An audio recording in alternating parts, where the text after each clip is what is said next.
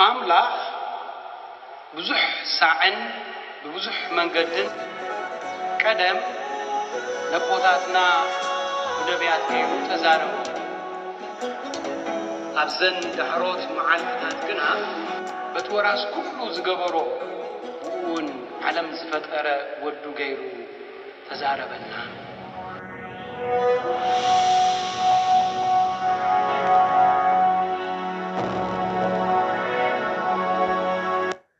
ناي علاتو أبناي لاتين قداسي الزنبم نبابات قال أملاخ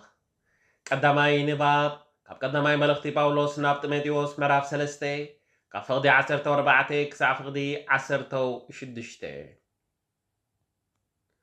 نباخا غطيفي كم زمص تسفا إنا قبركو نزملخت زي صحفلكا اللقو انت دمجيخو قنا أبتا بيت أملاخ مالت أبتانا حقي عند المسرة زخونت بيت كريستيان حياو أملاخ كما جرنا كنبر كم زقبانا ختفلت صحيفلكا اللقو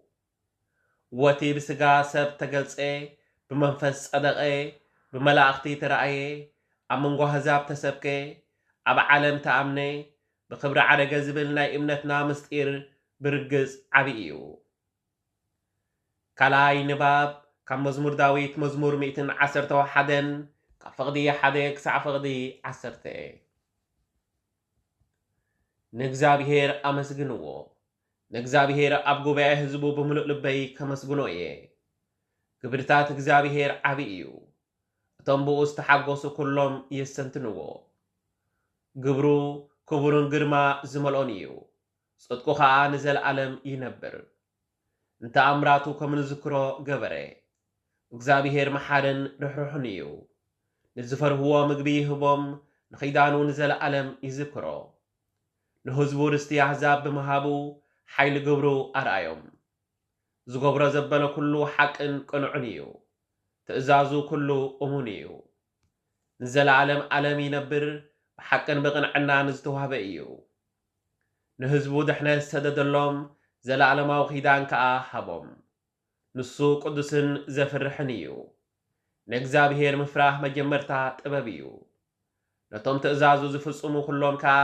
ሰናይ ልቦና ይህቦም እግዚአብሔር ንዘለዓለም ይመስገን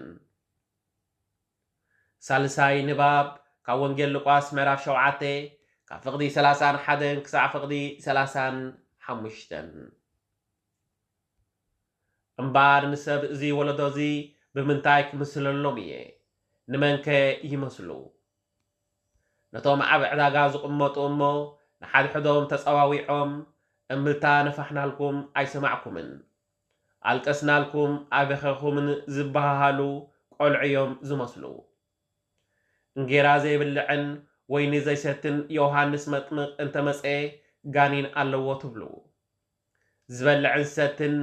ወዲ ሰብ እንተመፀ ከዓ እንሆ በላዕን ሰታይን ወይንን ፈታው ተቐበልቲ ቀረፅን ሓጣኣንን ትብሉ